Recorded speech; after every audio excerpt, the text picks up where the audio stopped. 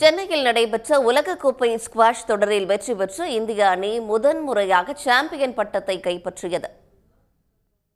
சென்னையில் உலகக்கோப்பை ஸ்குவாஷ் போட்டி கடந்த 9ஆம் தேதி முதல் நடைபெற்று வந்தது. இந்த தொடரில் எகிப்து, ஈரான், ஜப்பான் உள்ளிட்ட 12 அணிகள் பங்கேற்றன. இந்த நிலையில் நேற்று நடைபெற்ற இறுதிப் போட்டியில் இந்தியா, ஹாங்காங் அணிகள் மோதின. இறுதிப் போட்டியில் இந்திய வீரர்கள் ஆரம்பம் முதலே ஆதிக்கம் செலுத்தி வந்தனர். முதலில் நடைபெற்ற பெண்கள் ஒற்றையர் ஆட்டத்தில் இந்திய வீராங்கனை சோஷ்னா சின்னப்பா தரவரிசையில் தன்னை விட முன்னிலையில் இருக்கும் கேயி லீ உடன் மோதினார்.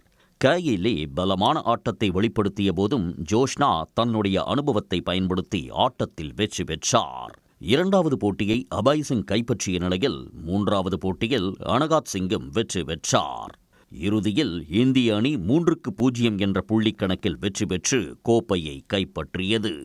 இன்றைக்கி இந்தியன் கான்டினென்ட் வந்து வேர்ல்ட் கப் ஜெயிச்சிருக்கோம். இந்தியா வந்து ஹாங்காங், சைனாவை 3-0 பீட் பண்ணி அதுவும் சென்னையில் ஜெயிச்சது வந்து ரொம்ப பெருமையாக இருக்குது, ரொம்ப சந்தோஷமாக இருக்குது.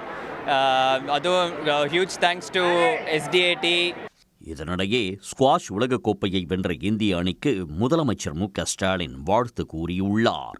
4 சாம்பியன்களில் 3 பேர் தமிழ்நாட்டைச் சேர்ந்தவர்கள் என மு.க.ஸ்டாலின் பெருமிதம் தெரிவித்துள்ளார். உடனுக்குடன் செய்திகளை தெரிந்து கொள்ள சன் நியூஸ் பெல் ஐகானை கிளிக் பண்ணுங்க.